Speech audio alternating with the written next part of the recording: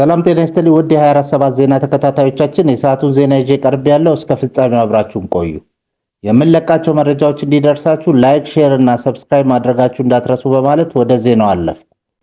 ኢትዮጵያና አሜሪካ ስትራቴጂካዊ ወታደራዊ አጋርነታቸውን ለማደስ ተስማሙ። የፌዴራል መከላከያ ሚኒስትር ኢንጂነር አይሻ መሐመድ ከአሜሪካ አፍሪካ እዝ አፍሪኮም አዛዥ ጄኔራል ዳግቪን አርኤም አንደርሰን ጋር ባደረጉት ውይይት የሁለቱን ሀገራት ብሔራዊ ጥቅም የሚያስጠብቁ ስምምነቶች ላይ ደርሰዋል። ይህ ግንኙነት በምስራቅ አፍሪካ ካለው የጂኦፖለቲካዊ ለውጥ አንጻር እጅግ ወሳኝ እንደሆነ ተገልጿል። ኢትዮጵያና አሜሪካ ከ120 ዓመታት በላይ ከ1903 እንደ አውሮፓ አቆጣጠር ጀምሮ የቆየ ዲፕሎማሲያዊ ግንኙነት አላቸው። አሜሪካ ከሰሃራ በታች ባሉ ሀገራት መጀመሪያ ዲፕሎማሲ ግንኙነት የመሰረተችው ከኢትዮጵያ ጋር ነው። የኢትዮጵያ አየር ኃይል በ1920ዎቹ ሲመሰረትና ሲዘምን የአሜሪካ ድጋፍ ከፍተኛ ነበር። አሁን የተከበረው 90ኛው ዓመት በዓል ይህንን የረጅም ዘመን ወታደራዊ አጋርነት ዳግም ለማነቃቃት እንደመነሻ ተወስዷል። ኢትዮጵያ በአፍሪካ ቀንድ ለሰላም ማስከበር ተልዕኮ ፒስ ኪፒንግ ቀዳሚዋ የሰራዊት አዋጭ ሀገር ስትሆን አሜሪካ ለዚህ ተልዕኮ በየዓመቱ በሚሊዮን የሚቆጠሩ ዶላር የቴክኖሎጂ ስልጠና ድጋፍ ታደርጋለች። ሁለቱ ሀገራት በአፍሪካ ቀንድ በተለይም አልሻባብን ለመዋጋት ለሁለት አስርት ዓመታት በጋራ የደህንነት መረጃዎችን ሲለዋወጡ ቆይተዋል። የአየር ኃይልን አቅም በዘመናዊ ቴክኖሎጂ መገንባት፣ በባብ አልመንደብ እና በቀይ ባህር አካባቢ ያለውን የጸጥታ ስጋት በጋራ መከላከል ላይ ያተኮረ ወታደራዊ ግንኙነቱን ከግጭት መካከል ባለፈ ወደ ዘላቂ የጋራ ብሔራዊ ጥቅም ናሽናል ኢንተረስት ማሳደግ የሚሉት ዋና ዋና የስምምነቶቹ ትኩረቶች ናቸው። ትራምፕ ወደ ኢራን ግዙፍ የጦር መርከቦች አርማዳ መላካቸውን አስታወቁ። ፕሬዝዳንት ዶናልድ ትራምፕ ከአክሲስ ጋር ባደረጉት ቆይታ በአሁኑ ወቅት በአሜሪካና በኢራን መካከል ያለው ሁኔታ እየተቀየረ መሆኑን ገልጸዋል። ለዚህም ምክንያት የሆነው አሜሪካ ወደ ቀጠናው የላከችውና ከቬንዙዌላ አቅራቢያ ከነበረው የሚበልጥ ግዙፍ የአርማዳ ጦር ነው ብለዋል። የዩኤስኤስ አብርሃም ሊንኮልን የአውሮፕላን ተሸካሚ መርከቦችና ሌሎች አጃቢ የጦር መርከቦች ሰኞ ዕለት ወደ መካከለኛው ምስራቅ መግባታቸው ተረጋግጧል።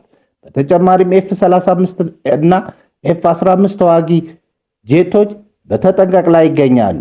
የኢራን አገዛዝ በሺዎች የሚቆጠሩ ሰላማዊ ተቃዋሚዎችን መግደሉን ተከትሎ ትራምፕ ወታደራዊ እርምጃን እንደ አንድ አማራጭ ይዘውታል። ውሳኔው ገና አልተላለፈም፣ ነገር ግን ዝግጁ ነን ሲሉ አስጠንቅቀዋል። ወታደራዊ ጫናው ቢኖርም ትራምፕ ኢራን ድርድር ትፈልጋለች፣ ደጋግመው ደውለውልናል በማለት ዲፕሎማሲያዊ መንገድ አሁንም ክፍት መሆኑን ጠቁመዋል። ማንኛውም ስምምነት የኢራንን የዩራኒየም ክምችት ማስወገድ፣ የረጅም ርቀት ሚሳኤሎችን መገደብና የሽብር ቡድኖችን መርዳት ማቆምን ማካተት እንዳለበት ዋይት ሃውስ አስታውቋል። ባለፈው ሰኔ ወር ላይ እስራኤልን ጨምሮ በሁለቱ ሀገራት መካከል ለ12 ቀናት የዘለቀ ግጭት መከሰቱ የሚታወስ ሲሆን ትራምፕ በወቅቱ የኢራን የኒውክለር ተቋማት ላይ ጥቃት እንዲሰነዘር በማድረግ ኢራን የኒውክለር ባለቤት እንዳትሆን አድርጌያለሁ ሲሉ ተናግረዋል። ሂዝቦላ እስራኤልና አሜሪካንን አስጠነቀቁ። ኢራን ላይ የሚሰነዘር ጥቃት ቀጠናውን በእሳት ያነዳል። የሊባኖሱ ሂዝቦላ መሪ ሼክ ናይም ቃሲም ሰኞ ዕለት በሰጡት መግለጫ በኢራን ላይ የሚሰነዘር ማንኛውም ጥቃት ያለ ምላሽ እንደማያልፍና ቡድናቸው ዝም ብሎ እንደማይመለከት በጽኑ አስጠንቅቀዋል። የኢራኑን መንፈሳዊ መሪ አያቶላ አሊ ካሚኒን የመግደል ዛቻ ሂዝቦላ እንደማይታገስ ገልጸዋል። የአንድ መሪ የመግደል ዛቻ በሚሊዮኖች ላይ የተሰነዘረ ዛቻ ነው ብለዋል። አሜሪካና እስራኤል በሊባኖስ፣ ጋዛ፣ ሶሪያ እና ኢራን ላይ የሚሰነዝሩት ጫና የቀጠናውን የነጻነት እንቅስቃሴ ለማዳከም የታለመ የቅኝ ግዛት ፕሮጀክት ነው ሲሉ ወቅሰውታል። በእስራኤልና በአሜሪካ በኩል በኢራንና በሂዝቦላ ላይ በተናጠል ወይም በአንድ ጊዜ ጥቃት ለመሰንዘር እቅድ እንዳለ መረጃዎች እንደሚጠቁሙ ቃሲም ገልጸዋል። ሂዝቦላ በዚህ ግጭት ውስጥ ገለልተኛ ሆኖ እንደማይቆምና አስፈላጊ የመሰለውን እርምጃ የመውሰድ ሙሉ ስልጣን እንዳለው አስታውቀዋል። ሂዝቦላ በኢራን የሚደገፍና በመካከለኛው ምስራቅ ካሉ ወታደራዊ ኃይሎች መካከል ከፍተኛ አቅም እንዳለው የሚነገርለት ቡድን ነው። አሁን ያለው ውጥረት አሜሪካ ወደ ቀጠናው ግዙፍ የጦር መርከቦችን መላኳን ተከትሎ የመጣ ነው። በፈረንሳይ ሜትስ ከተማ በተደረገ የእግር ኳስ ጨዋታ ወቅት በተቀሰቀሰ ረብሻ ዲኖ የተባለ የ5 ዓመት የፖሊስ ውሻ የሥራ ባልደረቦቹን ለመከላከል ሕይወቱ ማለፉ ተሰማ። ባለፈው እሁድ ምሽት በሊዮንና በሜትስ ደጋፊዎች መካከል ከፍተኛ ግጭት ተቀስቅሶ ነበር። ፖሊስ ረብሻውን ለማስቆም በወሰደው እርምጃ ላይ ዲኖ የተሰኘ የፖሊስ ውሻ የሰዎችን ደህንነት ለማስጠበቅ ሲሞክር በደረሰበት ጉዳት ሕይወቱ አልፏል። ከታህሳስ 2023 ጀምሮ በልዩ የውሻ ጥበቃ ክፍል ውስጥ ሲያገለግል የቆየው የ5 ዓመቱ ዲኖ እስከ መጨረሻው እስትንፋሱ ድረስ ባልደረቦቹን ጠብቋል ሲሉ የፈረንሳይ ፖሊስ አባላት ገልጸዋል። ይህ አሰቃቂ ክስተት በፈረንሳይ ፖሊስና በእንስሳት ወዳጆች ዘንድ ከፍተኛ ሐዘንን አስከትሏል። በፔንግዊን ተመስሎ ከድሮን ጥቃት ለማምለጥ የሞከረው ሩሲያዊ ወታደር። በዩክሬን የጦር ግንባር አንድ የሩሲያ ወታደር የፔንግዊን ቅርጽ ያለው የሙቀት መከላከያ ልብስ በመልበስ ከድሮን ጥቃት ለማምለጥ ሲሞክር የሚያሳይ ተንቀሳቃሽ ምስል በሶሻል ሚዲያ ላይ ተሰራጭቷል። ወታደሩ የሰውነት ሙቀትን ከድሮን ካሜራዎች የሚደብቅ ልዩ ብርድ ልብስ ለብሶ የነበረ ቢሆንም በዩክሬን ድሮን ተገኝቶ ጥቃት ደርሶበታል።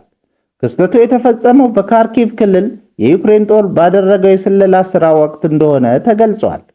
ቪዲዮውን ያጋሩት የዩክሬን 120ኛው ብርጌድ አባላት ፔንግዊኑ ተመቷል በሚል በፌዝ ገልጸውታል። የሩሲያ ወታደራዊ ብሎገሮች እንደሚሉት ወታደሩ የለበሰው ልብስ ድሮኖች የሰውን ሙቀት ተከትለው እንዳያገኙ ለማድረግ የታለመ ቢሆንም በዚህኛው ክስተት ግን ሳይሳካ ቀርቷል። የጦርነቱ አዳዲስ ስልቶች ወታደሮች በማንኛውም መንገድ ራሳቸውን ለመደበቅ እንዲሞክሩ እያስገደዳቸው መሆኑን ይህ ክስተት ያሳያል። በዓለም ዙሪያ በሚሊዮኖች የሚቆጠሩ ሰዎችን በዋን ኮይን የበላችውና በፈረንጆች ከ2017 ጀምሮ የጠፋችው ሩጃ አግናቶቫ በሕይወት እንደምትገኝ የሚጠቁሙ አዳዲስ መረጃዎች ወጡ።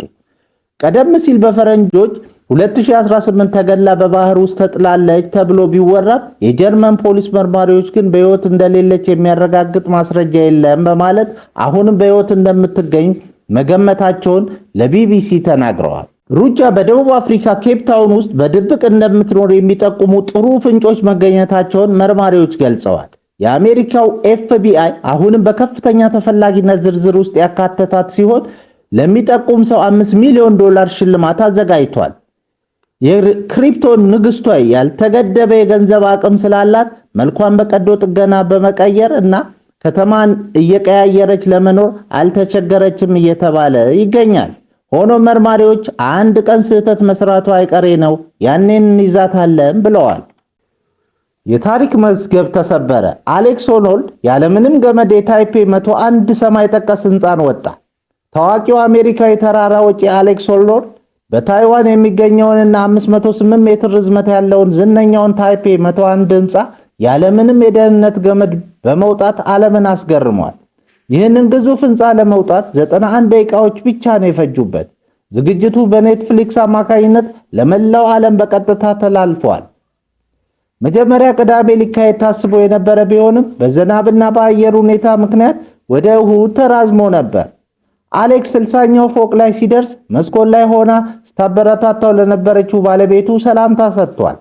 ከዚህ ቀደም ፈረንሳዊ አሌን ሮበርት ስፓይደርማን ህንፃውን ወጥቶት ነበር። ነገር ግን አሌክስ ሆኖልድ ያለምንም ገመድ መከላከያ የደረሰ የመጀመሪያ ሰው ሆኗል። ይህ ድርጊት በታይዋን ባለስልጣን ሙሉ ፈቃድና ድጋፍ የተከናወነ ሲሆን ለሀገሪቱ ቱሪዝም ትልቅ ማስተዋወቂያ እንደሚሆን ተገልጿል።